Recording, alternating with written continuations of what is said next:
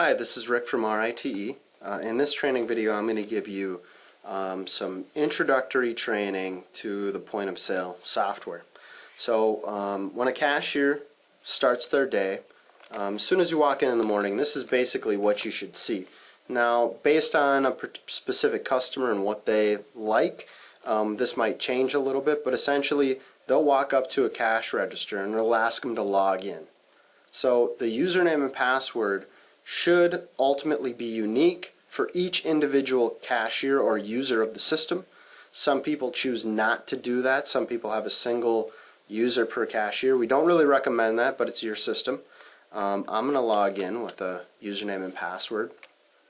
And now when I do that, you can see in the upper left hand corner it shows Rick in the upper left. So it knows who I am, which is going to change what I'm allowed to do, what I'm allowed to see, etc. So I'm going to scan a product here with a barcode scanner, and I'll scan it again. And you can see as I scan the product, it shows up in the grid in the middle of the screen. If we go down a little bit, you can see a subtotal, sales tax, and total. All of that computes on the fly. Every time you scan a product or make a change, sales tax subtotals recompute automatically. Once I have finished scanning my products and I tell the customer their total, I can touch on the subtotal button. One thing that's kind of important here is the training that we're going to go through is focused on the idea that you have a touchscreen, though you don't have to have a touchscreen. A lot of our customers, especially a few years ago, we used a lot of keyboard, the F keys at the top to control the POS. It works very well that way, but the training is going to be focused on a touchscreen scenario. So once I go to subtotal, I've got a number of different options I can choose from for my tender types. This list is customized based on what you want. A lot of our customers don't take checks anymore, so you could have that removed from this list. Some of our customers are doing e-commerce, integrating their website with their point of sale, so they might have a transaction type on here for PayPal or something like that. So I'm going to pretend that the customer is giving me $30 in cash. So now notice as I type, it's recomputing the change. I do not need a decimal point. Notice I haven't put one in here. If I don't, it assumes 2 decimal places. If I do, then it uses my decimal point. When I'm done, I touch on OK, or I can hit the Enter key, and a receipt will print, the cash drawer will pop, and it shows me my change up on the screen. As soon as I close the cash drawer, this prompt goes away, and I'm ready to start the next transaction. So a basic transaction involves scanning product and taking money. It's very simple. The change windows, things like that, the tender windows, very easy to use, and again, customizable. So just to get a little bit more involved in what we just saw, and I'm going to go through all of the buttons we're seeing here, but I'm going to scan a product. I'll scan it again, just like I did before. And now let's explain a couple of things we're seeing. Notice in the upper right hand corner I've got this Q2. That means that there are a quantity of 2 items on this transaction. With just 2 products, it's not a big deal, but where this really can come in handy is if I have a countertop full of wine, a cart full, you may scan everything and scratch your head when you're done and say, did I really get everything here? So the easy thing to do is just count the number of bottles in front of you or in the cart or whatever, and compare it against that quantity up there in the upper right. If the 2 matches, that's a good sign. If it doesn't, you know that there's some type of issue. Notice down below subtotal, I have buttons for exact CC. Now this actually is exact credit card, and then I have exact check. So to back up for a sec, if I go to subtotal, and by the way, you can touch, if you're going to touch on this tender window, you must touch over here on the right hand side. Over here on the left it will not respond. You also can use your up and down keys to move around. Okay, now that blue box that we're seeing, this is where the focus is, meaning anything I do at this point is going to go into that box. So if I start typing in numbers, it's going to go wherever the blue box is. Now I can use the arrows on the touchscreen, and I can use the number pad on the touchscreen, and a lot of people do that. I love touchscreens, and I use it for 99% of the buttons. One thing I personally don't use it for are the numbers and the arrows. I just like being able to touch a number pad, and have that kind of tactile. I like to be able to push down a button. I can do it a little bit faster. So for that reason, with most of our systems we put out there, we still install a keyboard. That, and if you're going to do customer loyalty type stuff where you're going to need to take down the customer information, a keyboard still trumps a touchscreen in terms of speed. Okay, so back to these buttons with exact credit card and exact check. So I'm on credit card right now, and at this point I could type in $21.93 if I want. Or I'll delete that. I could hit the plus key being right here, or the plus key on my keyboard right next to the 9. And when you hit the plus key is kind of a cheat key, right? It tenders it for the exact amount owed. Now at this point I can swipe a credit card and it will start processing. And credit cards take between 1 and 4 seconds to process. Now if we go back right here and I click exact credit card right now, it brings me directly to this screen. What you need to know is that these buttons, actually the buttons at the bottom of the screen and the buttons at the right hand side of the screen, these are customizable. We can make them do other things, execute other functions of the system. We can have them also execute what's called a macro. So if anybody out there is a Microsoft Excel user, or Microsoft Access, or Microsoft Word user, one thing you might be familiar with is something called macros. Macros are basically a tape recorder for a computer. It's where I can record keystrokes to fire off. So actually these two buttons right here are macros. You can do a macro with the point of sale system. You can't do them in the manager system, but you can do them at the point of sale. And actually when I hit exact CC, all that it's doing is executing a click of the subtotal button, moving down twice to the credit card tender, and then hitting the plus key. So all it's doing is just replaying that series of keystrokes. So not only do you have that, really the two important things there are, one, macros can do all kinds of cool stuff to automate a process at the point of sale. It might mean executing a special kind of discount or adding a comment to the transaction. You can do all kinds of neat things. And we're not going to get too far into macros today, but I want you to understand basically what they do. And the second thing that's important to know is that a macro is not, it's not uber intelligent. It's just a tape recorder for keystrokes. I hit exact CC, it hits subtotal, it goes down 2 lines, it hits plus. It's just replaying keystrokes. It's, there's not any more intelligence in it than that. But considering in this day and age, it seems to me that a huge percentage of transactions are credit cards.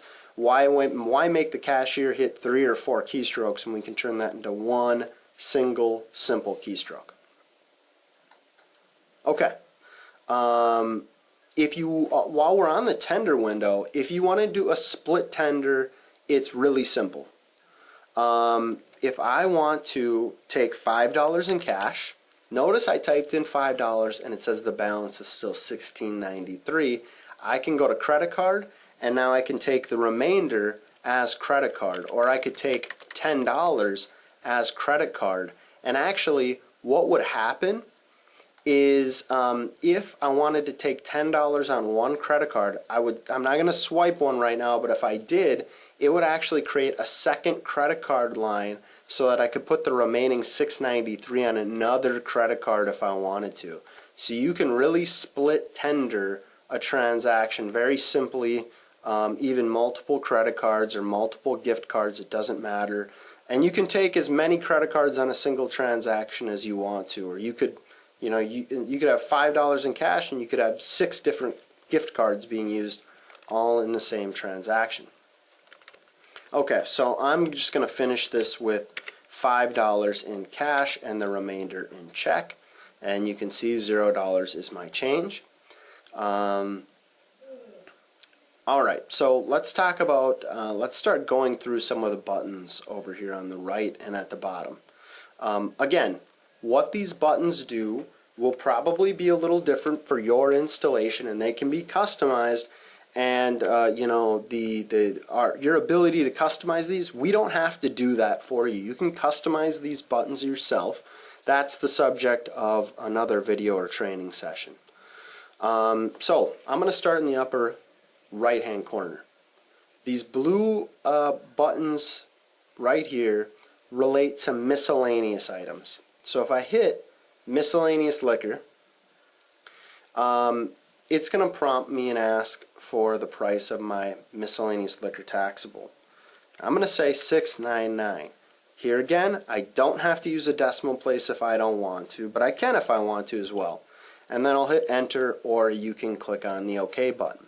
When I do that, a miscellaneous liquor taxable item is added to the transaction. All of these other buttons are very much similar, right? Miscellaneous no tax, $2.99, whatever it might be, lotto, etc. So when you, depending on how you want to use the system, different clients have different philosophies on how these should be used. Our personal recommendation to you is that the first day we install the point of sale system for you, you're going to need these a lot, right? There's going to be stuff that's not everything's going to ring up. There'll be some issues like that where you'll have to do some cleanup. So in the beginning, they're key. What it comes down to is if there's a customer, and this is not everybody's philosophy, but most people's, if there's a customer in front of you with a product, you want to be able to sell it to them. You don't want to have to sit there and screw around and try and find the product, or do who knows what. Eventually, you might want to require the cashier to go through a little bit more of a difficult process than just clicking a button. But in the beginning, it's just a matter of fact. On day one that you deploy your new system, there's some wrinkles to iron out. There might be some products you need to set up, etc. So these make that really easy.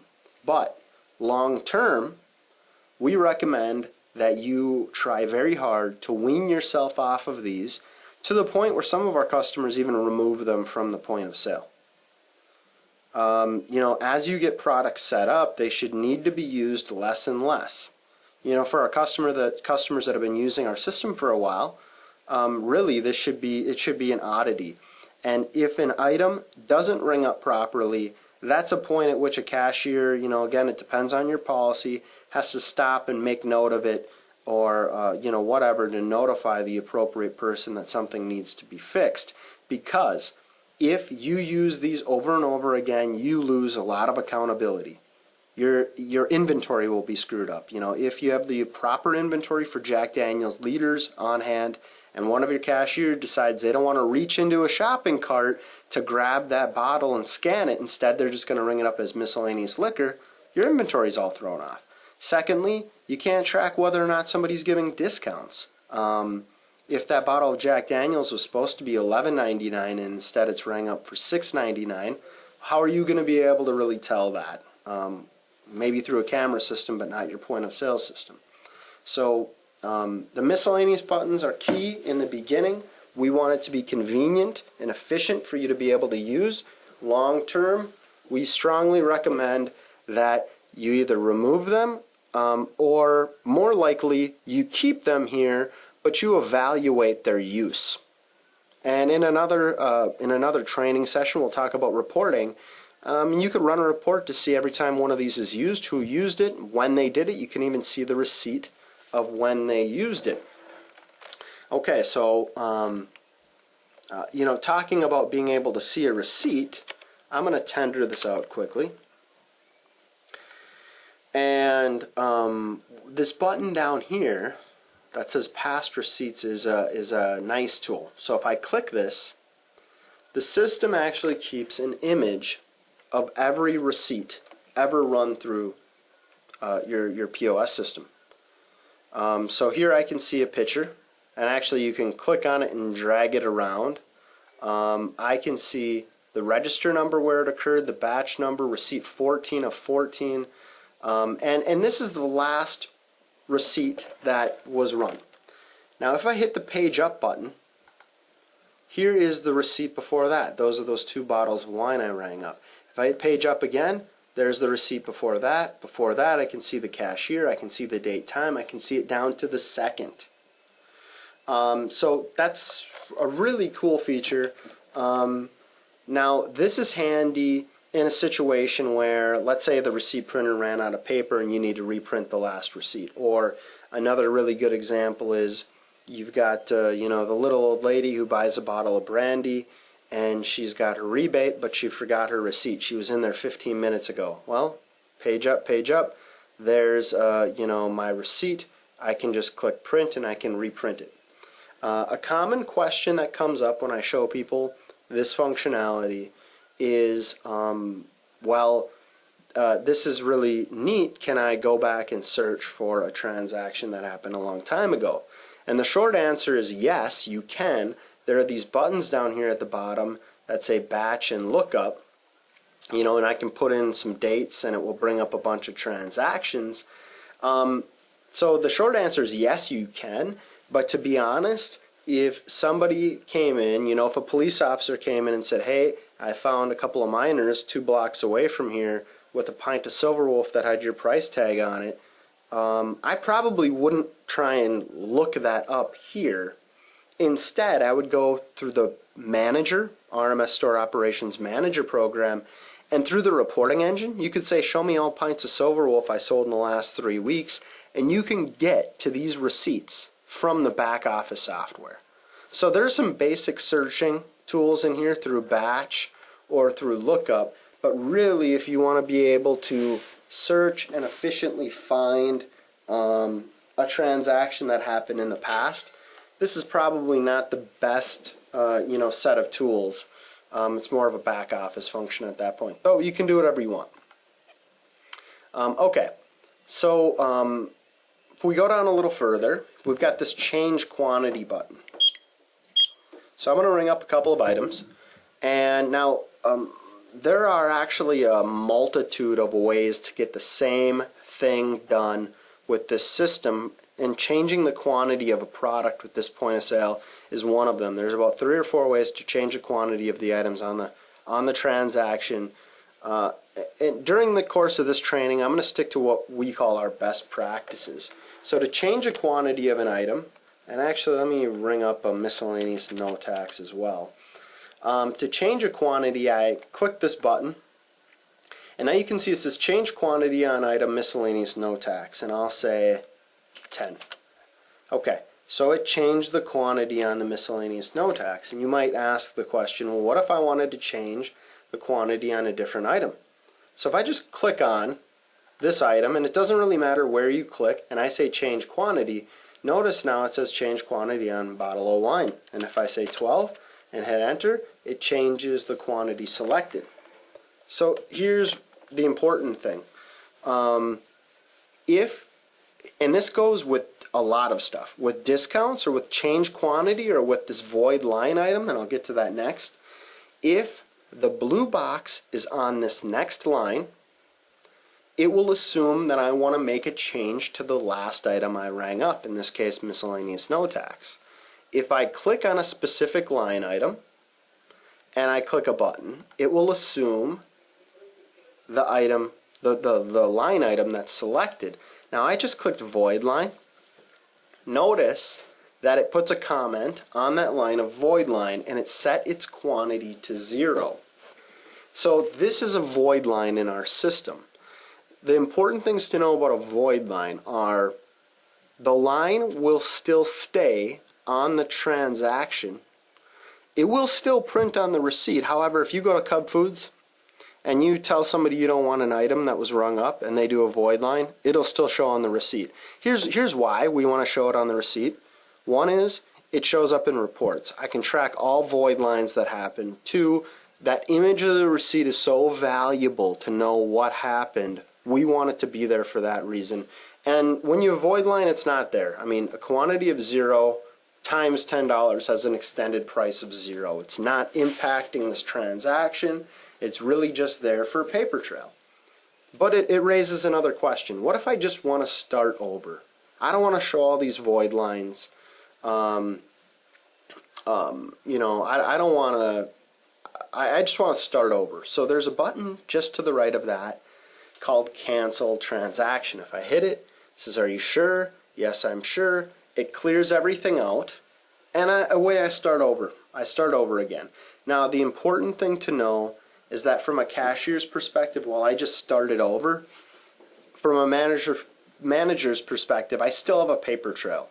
So if I go to past receipts, here you can see this printed and aborted transaction receipt. We have a paper trail. It's all tracked. So there's no funny business that can, take place if people are avoiding transactions. We've got really great paper trail regardless.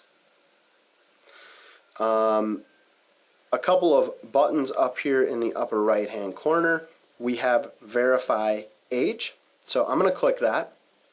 And this brings up our age verification prompt. At this point, it's saying on or before this day 21, on or before this day 18. I'm going to take my driver's license and I'm going to swipe it through the magnetic stripe reader, the same place that we swipe a credit card. And it brings up information and basically tells me that the driver's license is valid. We can detect certain fake IDs. If the driver's license was expired, you would get a warning. If the person was under the age of 21, you would get a significant warning.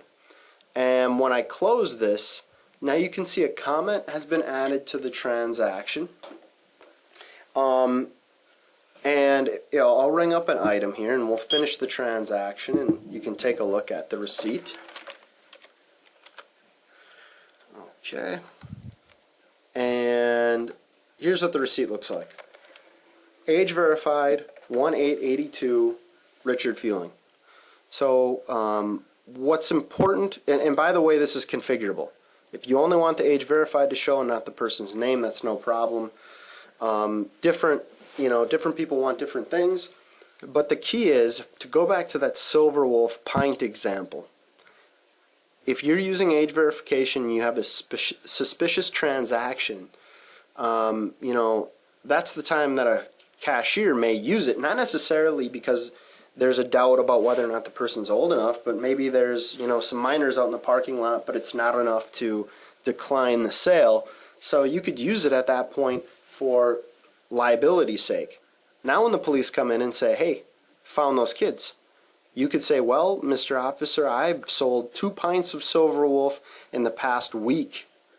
And here's this guy, Richard Fueling. I thought it was a little suspicious, but not that much. So I checked his ID. Go talk to him. We did what we were supposed to do." So the fact that it's capturing that on the image of the receipt can be very powerful.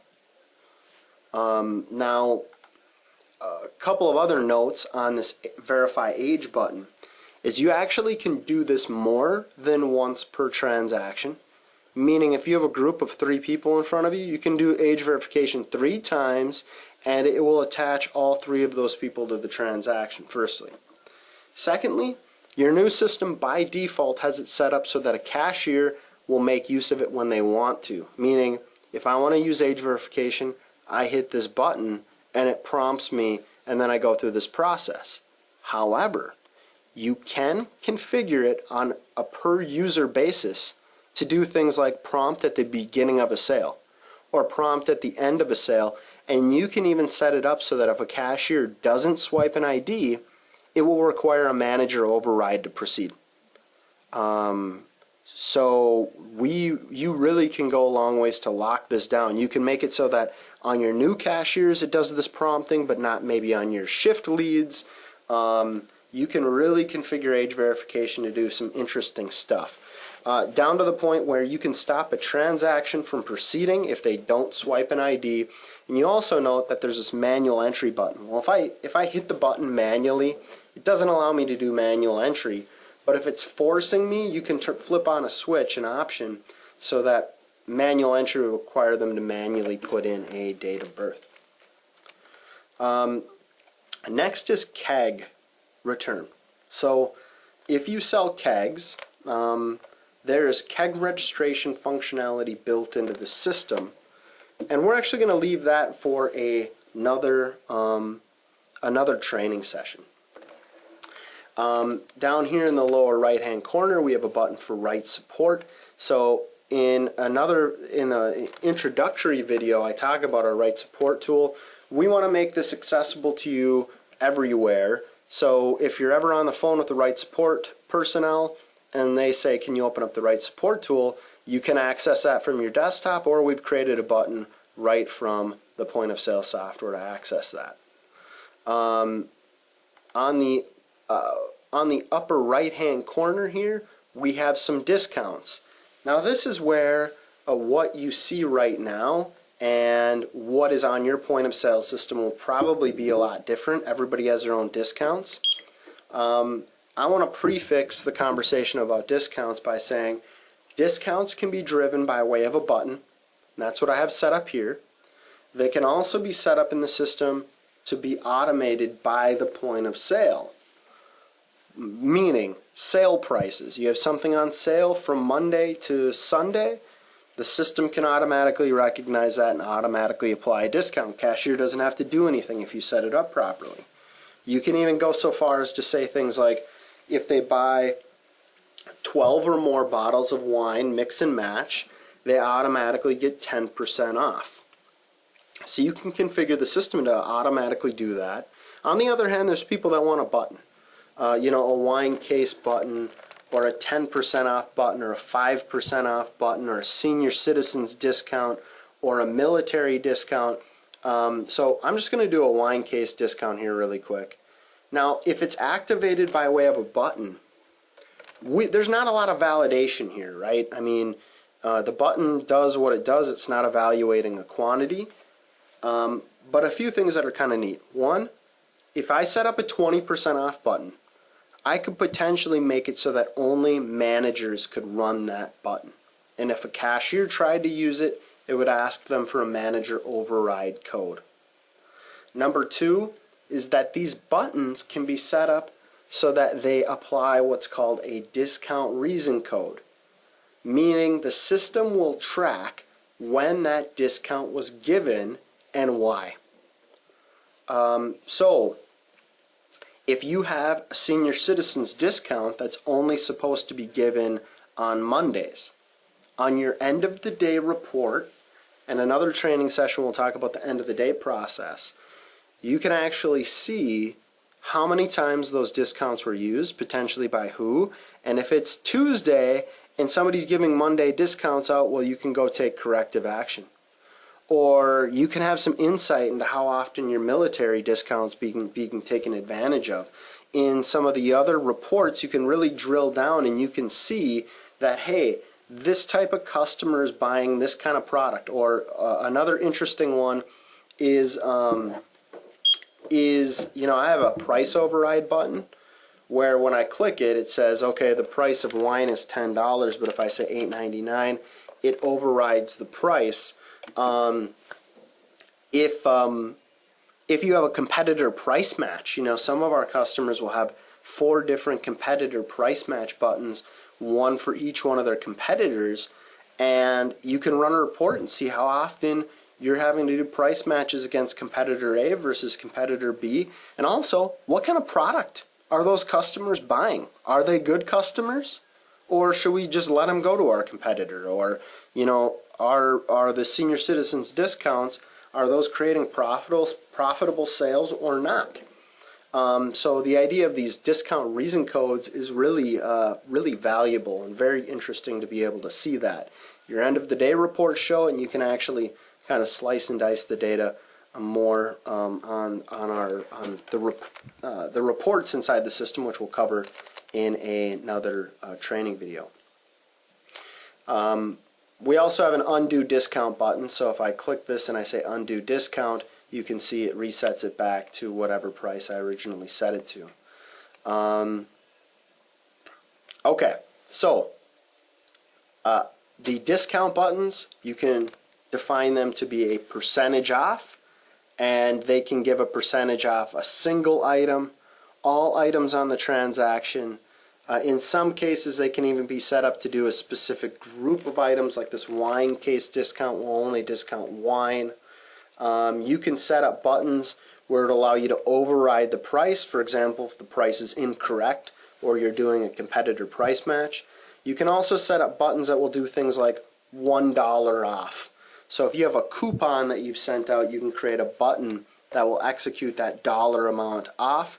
And again, that reason code will allow you to track that coupon or that type of discount so you can see how it performs, or audit your cashiers to make sure that they're using it appropriately. Okay, so I'm going to tender this transaction out. We'll start a new one. Okay, so down here at the bottom, a few of the functions we're seeing here. Find item. So if I click on this button, it brings up a grid of all of my products. Now I only have 12 items, but it wouldn't matter if I had 12, 1200, or 12,000. This grid would appear, and it would appear quickly. And it's a big list of all of my products. Now, if I click on with my mouse or the touchscreen any of these columns, for example, item lookup code, you can now see this little down arrow. It's sorted from Z to A. If I click it again, it's sorted from A to Z. Or if I go to description, I get the same result. Or price even. Now what's kind of neat about this is that when I've clicked on any one of these column headers, you can see right now it says lookup description. If I click on item lookup code, it says lookup item lookup code. So right now it says lookup description. If I type in, for example, M, you can see it goes to the M's. And again, it wouldn't matter if it's 12 or 12,000. I type in I, S, C. Now I'm going to type in T. You can see it's moved down because as I'm typing, it's trying to find the closest match. Same thing with item lookup code. If I type in, K, it goes down to the item lookup code that starts with K, or it might be a barcode or whatever. It's searching as I type. Most people have it looking up by description. The important thing to know here is that it is doing a starts with search match comparison. So if I type in Merlot, it's not going to find me all items that start with that have Merlot in the description. It's going to find me all items where the description starts with Merlot, or the closest possible match it can find. So it's not a contains search, it's a starts with search. It's looking for products that start with the same thing.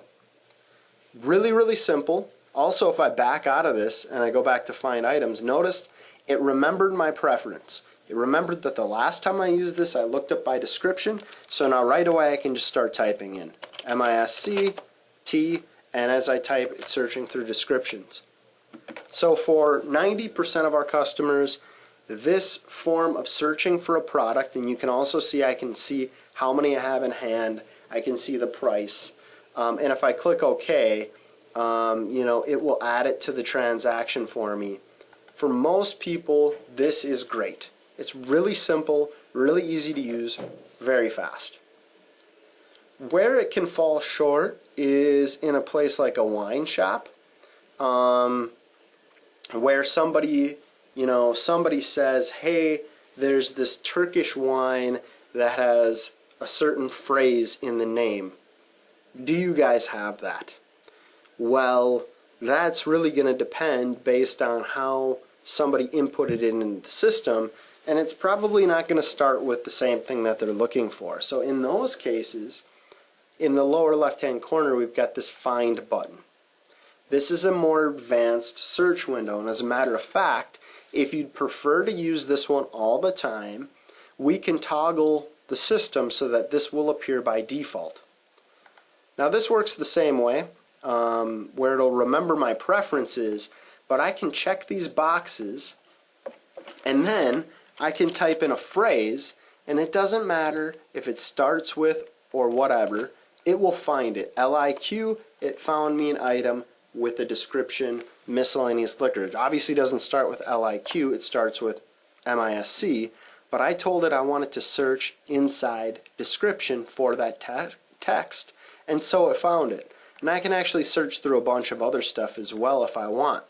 Just like this search form, if I click find, it remembers my search preference from last time. Normally, people will set this up once and then they use it the same way over and over and over again. Now, what's kind of neat about this search form, though, is if I know how to use this grid, essentially this is a grid full of products. If I know how to use this, you'll see this is a repeating theme in this system over and over and over again. Right now we're looking at products, but if we were looking at employees, we would see a very similar form that would have employees listed, and I could search through it the exact same way, except instead of seeing item lookup code, which is like the barcode of the product, and description, I'd see the employee name. Or suppliers, I'd see the supplier name and the supplier code and some other things. But almost all, I would say 75% of all the different pieces of data in the system use this form as a way for you to be able to look them up and modify them.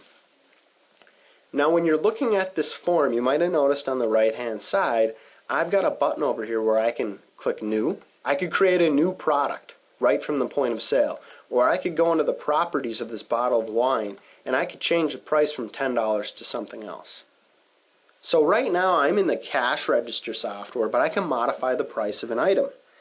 Now, a couple of important notes on this point. First of all, I can't do this unless I have permission to do it. I'm logged in as Rick, I'm an administrator, I can do whatever I want, but your average cashier, they might not even be able to get into this screen. They definitely won't be able to create new items unless you want them to be able to. The second important note is that while I can create new products or change prices or modify barcodes of products from the cash register, I may not want to. Really, for most people, this is a back office function that I use Store Operations Manager for. But hey, it can be pretty handy knowing that there's some overlap here between the cash register and the back office. I mean, especially if you're a smaller store, you may have to you may have to tend the cash register, and you may also be the data entry person. So we wanted to make sure you had the capability of doing some of this data entry, or if the price is wrong and you're ringing it up, you potentially could fix the price right then and there. Again, you'd have to have permission to do so. We'll come back around to setting up new products in another training session, but I wanted to touch on it briefly. You at least have to know how to search for products, and you can see how you can add them to the point of sale by double-clicking on them or clicking OK. Next button over is a no sale. Simple enough, it just pops the cash drawer. Again, you can set up permissions. Frankly, folks, you can set up permissions on almost any of these functions. There's another video on security settings and how to set up new users. So a no sale pops the cash drawer. If I attempt to do it while there's products on the transaction, it will prompt me to cancel the transaction. I cannot pop the cash drawer in the middle of a transaction unless I want to cancel it. That's for security's sake. We don't want a cashier digging in the drawer while they've got stuff rung up. It's an opportunity for them to create a problem for you. Next is miscellaneous items. So these buttons can be set up to bring up a list of products. So there's nothing in my test machine right now, but this potentially could be a list with, say, corkscrew, bag of ice, etc., etc. Now, you can put corkscrews, bags of ice, things like that on these to be buttons themselves, But if you want a button that brings up a list of special product, you can do that as well. Log out. This will allow me to log out of the point of sale system. So this is back where I originally started. And again, if you have a different username and password for each user, when somebody walks away, they'll want to hit this logout button. We can also set it up so that this logout happens automatically at the beginning of each transaction, meaning you can't ring something up unless you log in. Notice here that I rang up 2 items and it allowed me to log out. The reason why I can log out in the middle of a transaction is because if I don't have permission to do something with this transaction, I may want to ring it up, call a manager over, have them log in with their improved security settings. They may want to make a change and then log out and have me log back in and finish it off. So that's the purpose of logging out in the middle of a transaction. Typically that's not the case. Typically it's you're walking away and you don't want somebody using the cash register without inputting their credentials. The hold and recall hold buttons. If I click hold, and by the way, technically, to go back to an earlier point, these are actually macros that execute a series of keystrokes, just to give you a heads up. But there's a hold function, and once I do that, it's asking me to enter in a comment. So I don't have to enter a comment in if I don't want to, but I can. Maybe you know the customer's name. It's Bill. He's a regular customer. You could put something about what the person looks like or who knows what. But when I say hold and I enter this comment and I either hit OK or enter on my keyboard, the transaction goes on hold.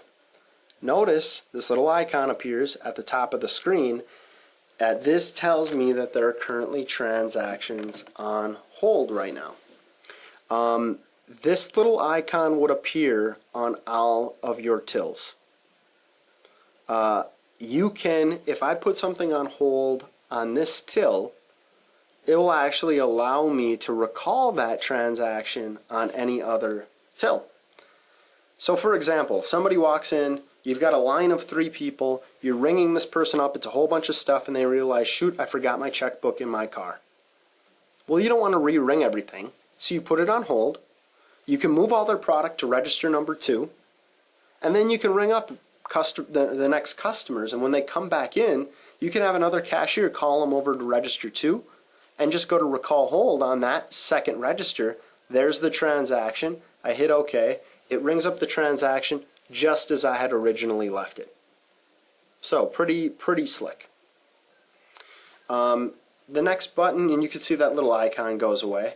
Now while we're looking at the top of the screen here, I'd like to just call attention to a couple of other things.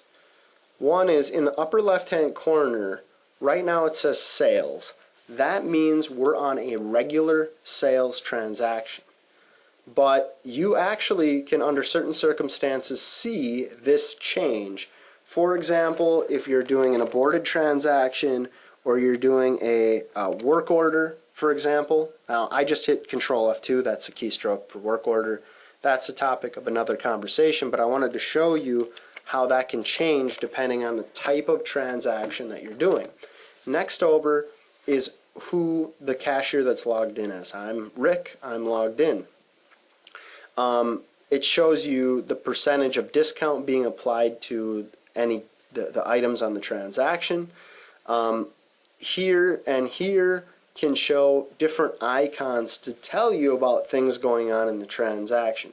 If you're in return mode, if you have a transaction on hold, you can see little icons that pop up here.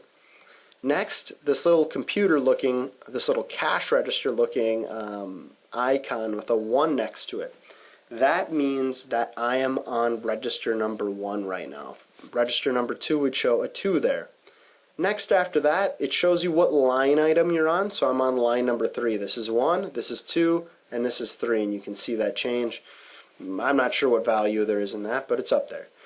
In the upper right hand corner still, we have the date and time down to the second. Okay, so going back down to the buttons, we have a button down here for end of day. this is, when you click on this, this is how you start the till in the morning and close it at the end of the day. We have a special training video specifically on closing the tills. We'll get into that later. We've talked about exact CC, exact check, and past receipts. There's a couple of other functions that are on another menu that I want to show you quick before we call our first training session done for the point of sale. So I actually, over here on the left, have these buttons for previous and next. If I click next, it actually brings me to a second menu with additional functions. If I hit next again, it's just toggling me between the two menus that I have set up.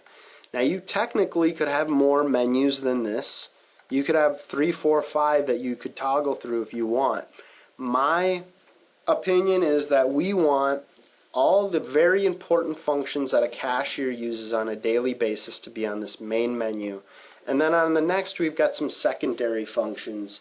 If you can keep it down to a couple, I think that's best. You don't want to overcomplicate things, or you don't want to give somebody the ability to get lost. Again, we can secure all of this. We'll come back to these functions here in one second, but I also want to talk about the alpha button. If I click this, it turns this into an alpha keyboard. So if you don't have a keyboard period, you can use this, though again, most of our installations we still install a keyboard just because they do come in handy. If I click on menu, this actually brings me back to like a main menu. And if I click custom, it brings me back to my custom menu. This is actually a custom menu. But if I go back to menu and I click on functions, these are actually all of the functions of the point of sale. You can see there's lots and lots and lots of stuff you can do. And these are not customizable buttons really. These are what the system allows. And again, we can give and take away what a cashier can really do here. If they click on one and they're not allowed, it won't work. But it's every function in the system. And being that there's so many, that's exactly why we use a custom menu. We simplify it down to exactly what you need. Nothing more, nothing less, but they are there.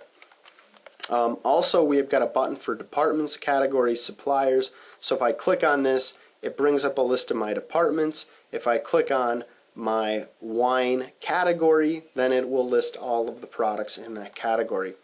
Can be a handy tool for looking up products, though most clients, I would say, do not use it. Most people stick to this custom menu, and that's where they live when they're doing their point of sale stuff.